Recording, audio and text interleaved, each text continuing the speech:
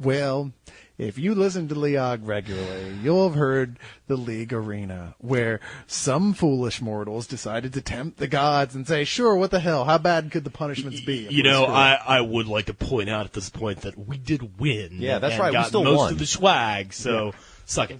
And that would be... Was my best friend's girl worth it? No. Fuck no. no. It was not. that would be Beau and Jason. Who made Welcome to LEOG, the punishment round. Yes. And here we all are after suffering through...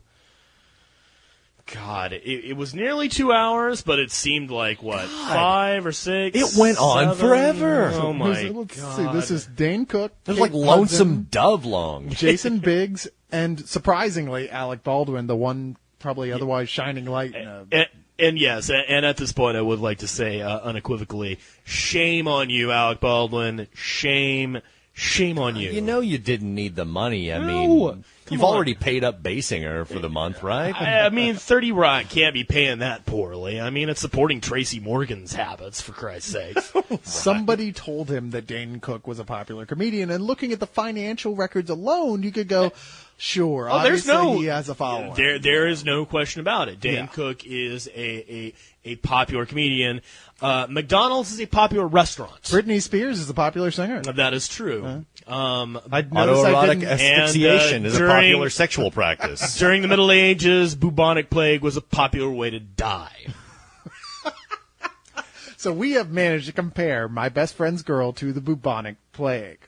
And the Big Mac. And the Big Mac. That's true. And let's just throw in getting raped by Dr. Manhattan. To make it topical, I'd rather watch 5 hours of a giant blue dong than 2 seconds of this fucking piece of shit. I would really like somebody Dr. give Manhattan to rape Dane Cook and spill his cancerous seed. Dane Cook plays Douchey Von Douchebag, and basically as himself. And Yeah, basically, he is, you know, and it makes sense because if you've seen any of Dane Cook's other movies, he is a giant douchebag. And somebody says, well, why don't we just get a movie where he plays a douchebag? And then somebody had a brighter idea. Oh, wait a minute.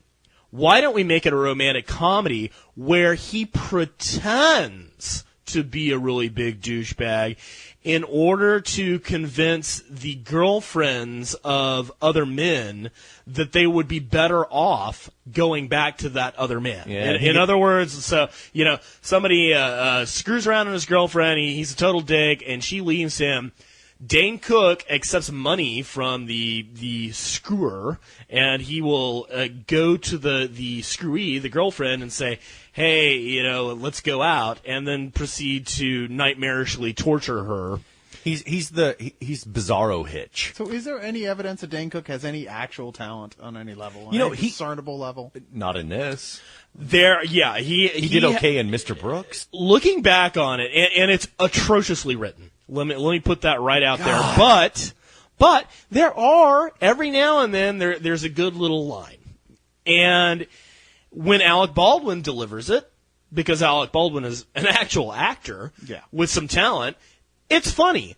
Dane Cook can't do it. In fact, he not only can he not do it, but he runs over his good lines by just having the stat, oh, I'm a complete asshole delivery, which is his level 1, and then I'm so confused, why am I such a douchebag, which is his level 2. There are no other levels to Dane Cook. Yeah, no. as far as I'm concerned. Yeah, that is a very good point. I mean, this movie was cranked out like a fucking Mad Lib.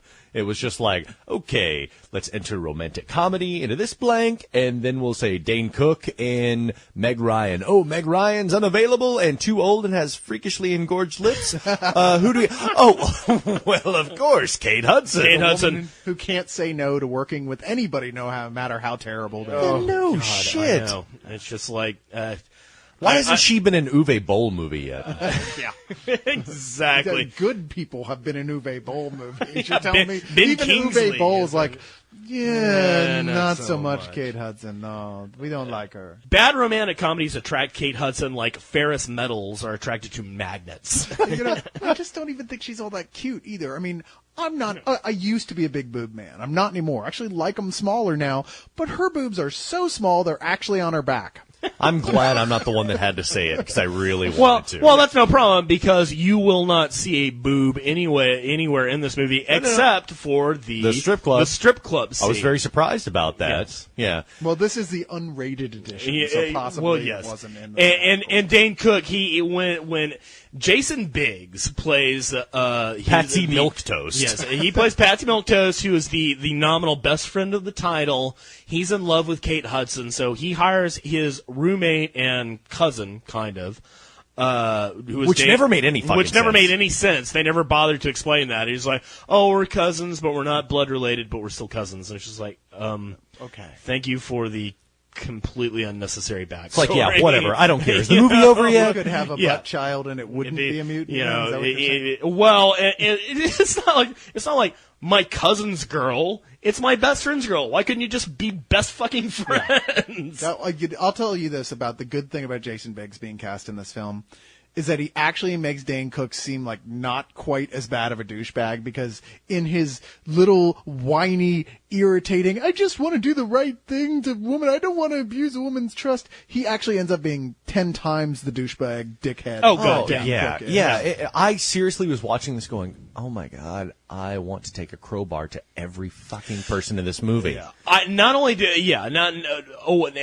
just the people in the movie. Everybody who has had even a piece of making this movie. The best boy, the gaffers, all of these people Your lives are forfeit. Should be no. Nobody in this that is involved in this movie should be killed, but they should be beaten. They should be beaten until it really, really, really hurts. So they promise never, ever, ever, ever to do it again, and they learn the lesson that you cannot make a movie like this and go unpunished. And they need to sit through a Dane Cook, Kate Hudson marathon, and at the end of it, you think, okay, they're going to cap this off with Almost Famous, but it never comes. No, that's too harsh, man. Just let him feed him to Cthulhu, and that would be a lot nicer. Right? No, and to be fair, there aren't enough shovels in the universe.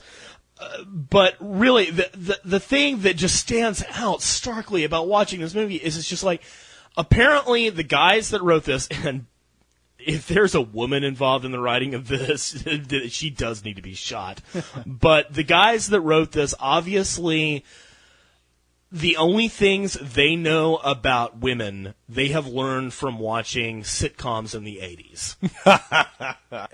I'd actually like to point out that at one point in the film, maybe 3/4 of the way through, Beau actually left the room and returned with an honest-to-God, cut-you-open switchblade.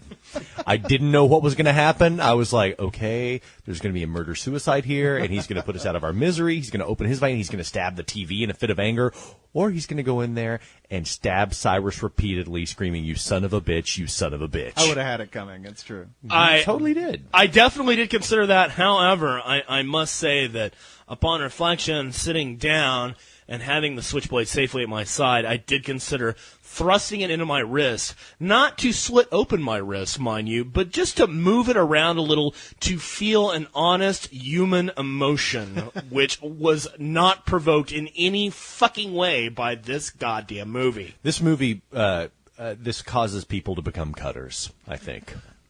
Or it should. Okay, I saw this movie because it was one of those whole agreements of getting the DVDs. I got to watch a lot of stuff I don't necessarily want to in order to get the stuff I do want to see. God, how does that feel? I can't even... Oh, wait, no, I know exactly how that feels. Well, no, you don't, because most of what you watch is crap. No. So. Yeah, and thanks. you're not half as big of a whore as Cyrus. Exactly. Not even close. That being said, what's that copy of Fallout you got from that? You gotta, I'm just saying, you gotta suck a lot of pipe before you get to the call girl status that Cyrus is at this point. I think my point is that if you rented this on purpose, like you didn't have to, you didn't have a girlfriend beating down your wall, but you were like, you know what?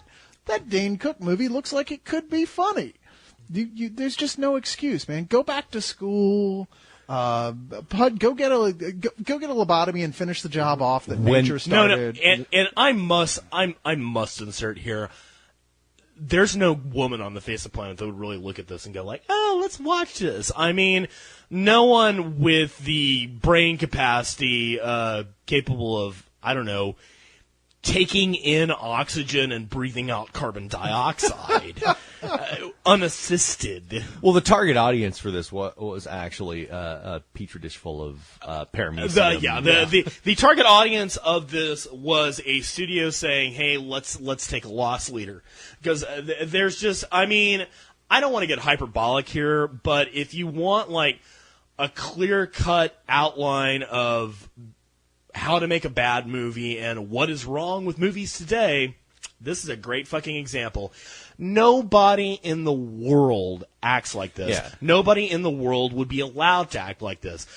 Dane Cook being an asshole, the little segments that it shows of him like terrorizing women, and especially the end sequence at the wedding of Kate Hudson's sister, he would have been taken out, within 5 seconds of doing the first bad thing that he does, and had the holy living shit kicked out of him by any people in a civilized nation. Yeah. God, even the first 8 minutes went on forever.